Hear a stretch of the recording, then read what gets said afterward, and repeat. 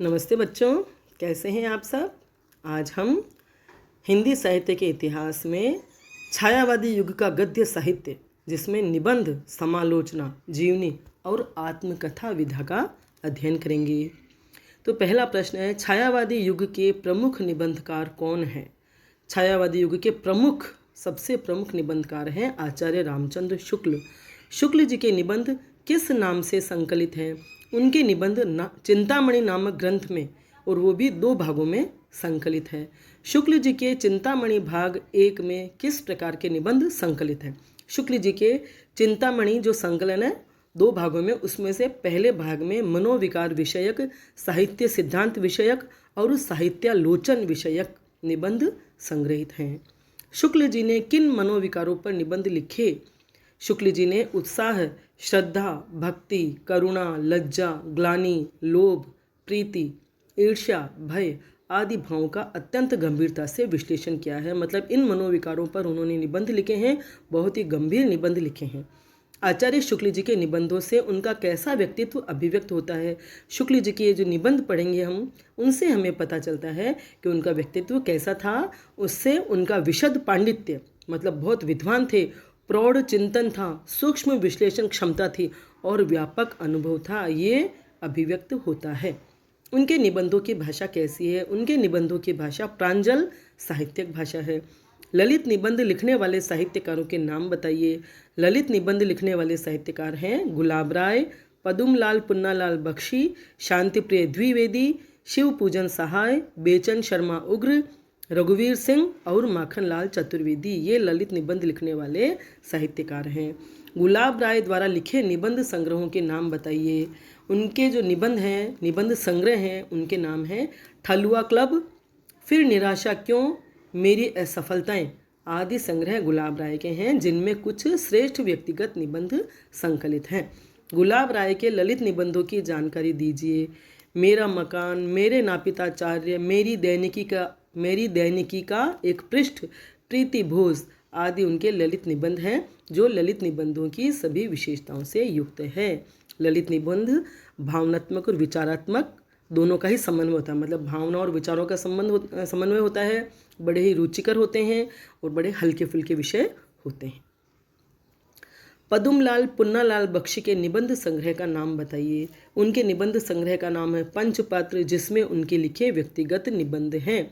पंचपात्र में संकलित निबंधों के नाम बताइए। अतीत स्मृति, उत्सव, रामलाल पंडित और श्रद्धांजलि के 2 फूल आदि निबंध हैं।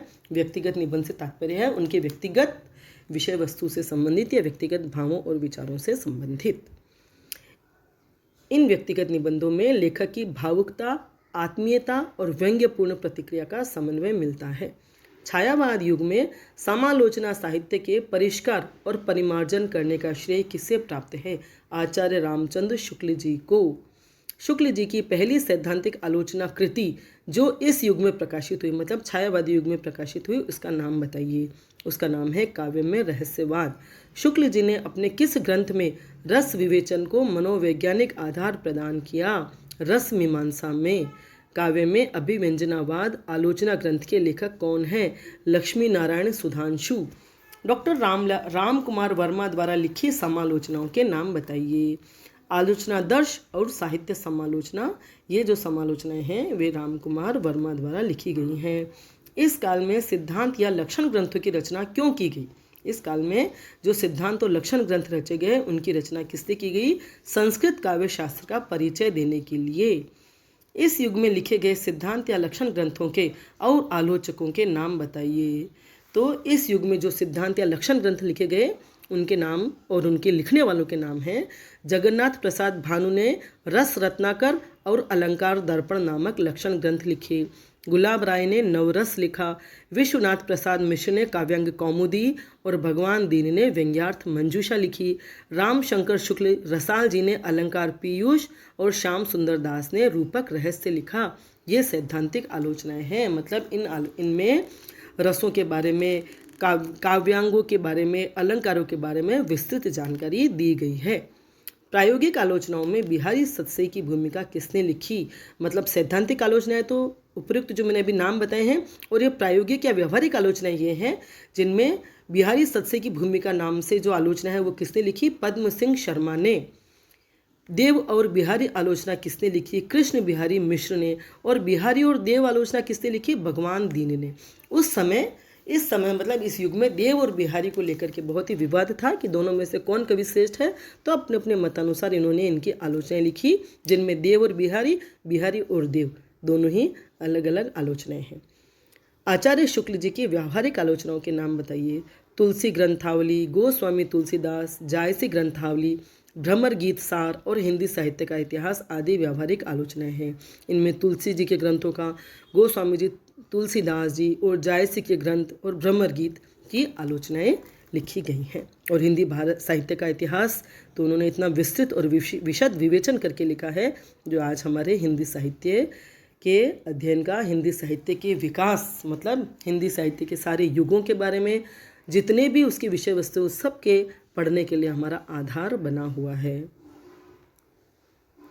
अगला प्रश्न है, कृष्ण शंकर शुक्ल की आलोचनाओं के नाम बताइए। केशव की काव्यकला और कविवर रत्नाकर, ये समालोचनाएं कृष्ण शंकर शुक्ल ने लिखी।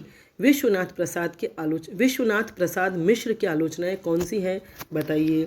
बिहारी की वाग विभूति और हिंदी नाट्य साहित्य का इतिहास, ये विश्वनाथ प्रसाद मिश्र की समालोचनाएं हैं। छायावाद के समर्थन में समालोचनाएं किन साहित्यकारों ने लिखी?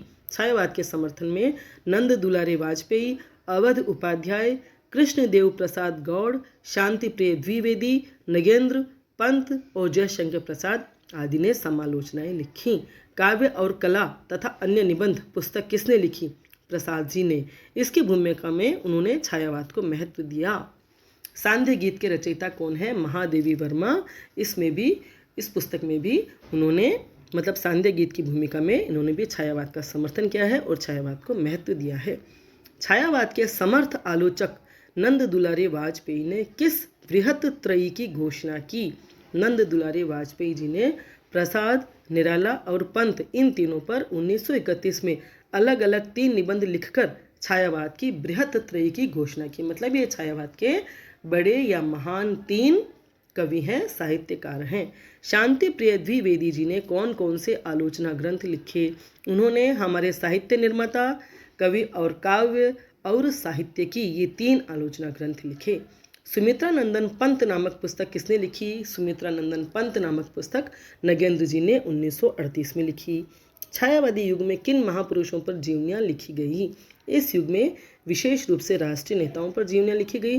भारतीय इतिहास के महापुरुषों और महिलाओं पर भी जीवनियाँ लिखी गईं। गांधी जी पर लिखी गई जीवनियों और जीवनीकारों का विवरण दीजिए। गांधी जी पर कई जीवनीकारों ने, यानी कई साहित्यकारों ने अलग अलग तरह से जीवनियाँ लिखी है, जिनके अलग अलग शीर्षक हैं। रामदयाल तिवारी जी ने गांधी मीमांसा, राम नरेश त्रिपाठी ने गांधी जी कौन हैं, नरोत्तम दास व्यास ने गांधी गौरव और डॉक्टर राजेंद्र प्रसाद ने चंपारण में महात्मा गांधी नामक जीवनियाँ लिखी। देशभक्ति लाला लाजपत राय नामक जीवनी लिखने वाले जीवनीकार कौन है? नवजादिक लाल श्रीवास्तव ने देशभक्ति लाला लाजपत राय नाम से जीवनी लिखी। मनमथ नाथ गुप्त द्वारा लिखी गई जीवनी के बारे में बताइए। उन्होंने चंद्रशेखर आजाद पर जीवनी लिखी। ऐतिहासिक महापुरुषों और महिलाओं पर लिखी जीवनियों का विवरण दीजिए। राम नरेश त्रिपाठी ने पृथ्वीराज चौहान और रामवृक्ष शर्मा ने शिवाजी, गौरी शंकर हीराचंद ओझा ने महाराणा प्रताप सिंह और शिवव्रत लाल वर्मन ने सच्ची देवियाँ जीवनियाँ लिखी। चंद्रशेखर आजाद पर जीवनी जो लिखी मनमथ नाथ गुप्त ने, उसका शीर्षक भी चंद्रशेखर आजाद ही है। ठीक है, आगे चलते हैं। हिंदी में आत्मकथा विधा का आरंभ किसने किया? आत्मकथा विधा का आरंभ बनारसी दास जैन ने अर्ध कथानक रचना से किया, जो कि एक पद्यात्मक रचना है। मतलब पद्य रूप में रचना लिखी है और उसमें उन्होंने अपनी आत्मकथा लिखी है। आत्मकथा का आशय होता है स्वयं की कथा, स्वयं के बारे में। जीवनी लिखते हैं हम दूसरों के जीवन पर और आत्मकथा लिखते हैं हम स्वयं के जीवन पर। सत्यानंद अग्निहोत्री द्वारा लिखी गई आत्मकथा की जानकारी दीजिए। सत्यानंद जी ने मुझमें देव जीवन का विकास आत्मकथा लिखी। आप बीती आत्मकथा किसकी है? आप बीती आत्मकथा भाई परमानंद की है। गांधी जी और नेताजी सुभाष चंद्र बोस की आत्मकथाओं के नाम बताइए। गांधी जी की आत्मकथा है, आत्मकथा नाम से ही है, मतलब आत्मकथा ही उसका शीर्षक है। और सुभाष चंद्र बोस की आत्मकथा का नाम है तरुण के स्वप्न, और ये दोनों ही उल्लेखनीय आत्मकथाएं हैं। ठीक है, समझ में आ गया आपको? धन्यवाद। वीडियो पसंद आया हो तो लाइक करें, अपने फ्रेंड्स के साथ शेयर करें और मेरे चैनल को सब्सक्राइब करें। बेल आइकन भी अवश्य टच करें ताकि आगे जो भी वीडियो मैं बनाऊंगी उसकी सूचना आपको मिल जाएगी। धन्यवाद।